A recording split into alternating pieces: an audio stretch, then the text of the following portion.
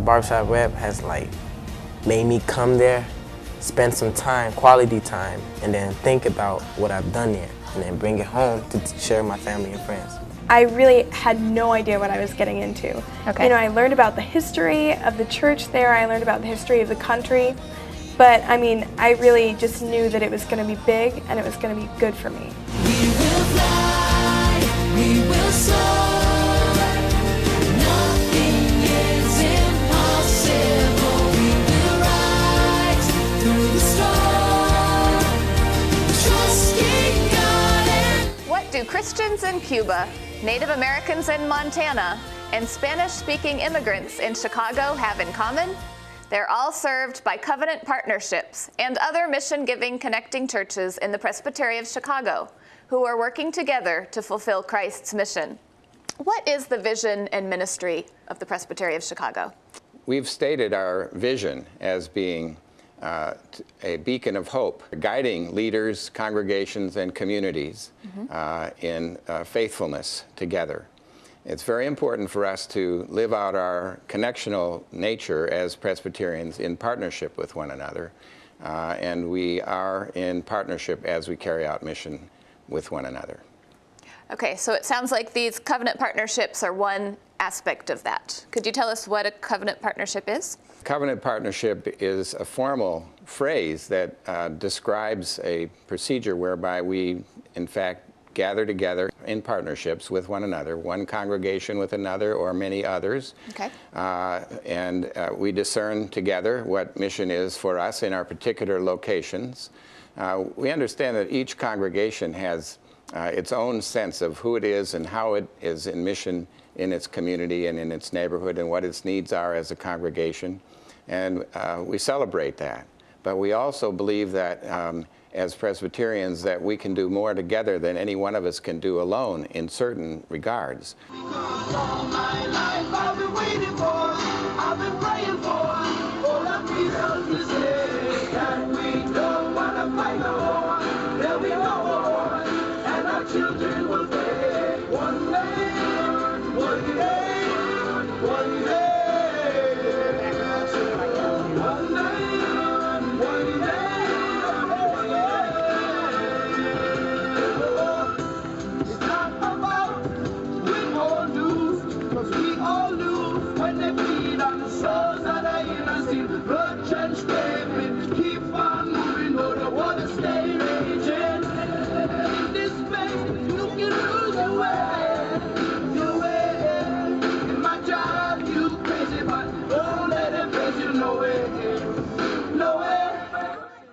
The Dakota partners include Presbyterian churches from these communities, from Naperville Knox Church, the Chicago Pullman, Arlington Heights First, Glen Ellen First, and then the Dakota Presbytery, which is a Native American presbytery like Chicago Presbytery, but it's a non-geographic, exclusively Native American presbytery in the upper Midwest and states of South Dakota, North Dakota, Minnesota, Wisconsin. Their members are across all of those states and even one church in Montana.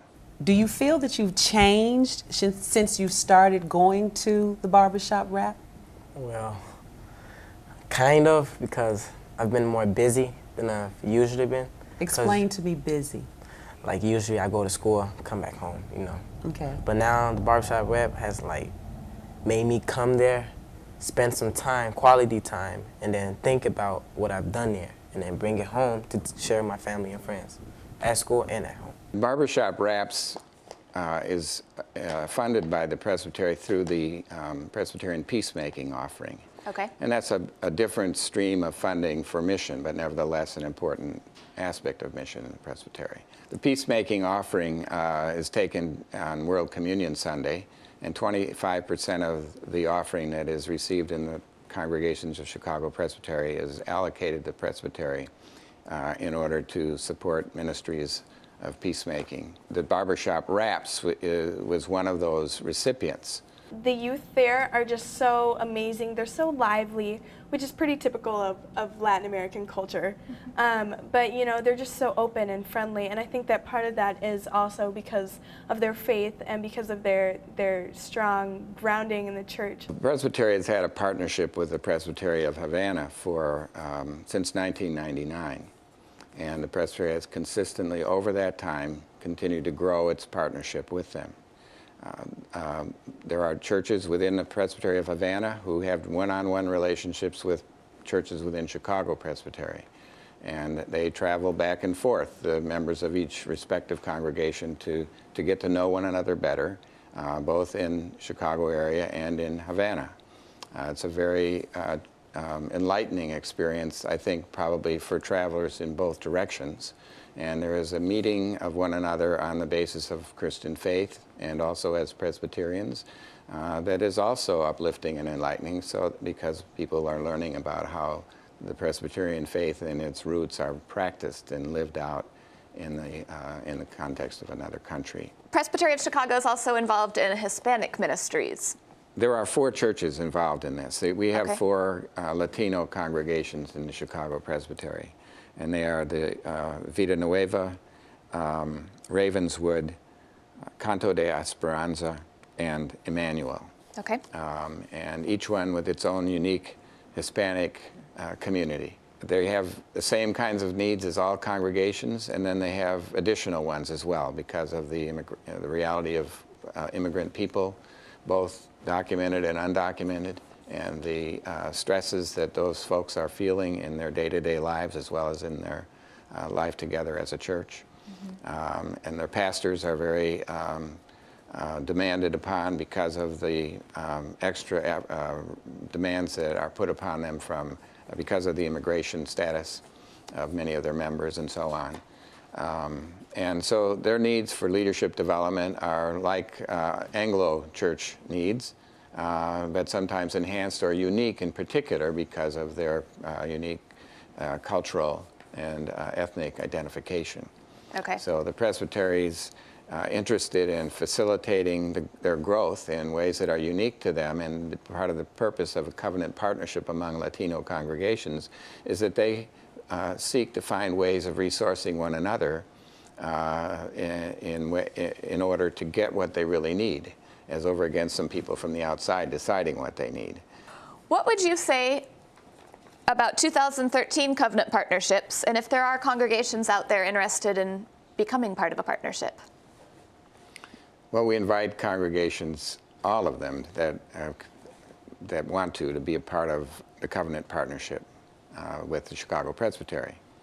As I mentioned earlier, almost half of them did last year to some degree. We'd certainly like to see those continue and to add others to the partnership process. I think there's at least 2 ways that they can become involved. One would be by joining with an existing covenant partnership that gets renewed during the current year. Okay. Because I know there are oftentimes covenant partnerships where the members would appreciate having additional participation and support. Some fresh energy. Yes, right, and bring some new life into things.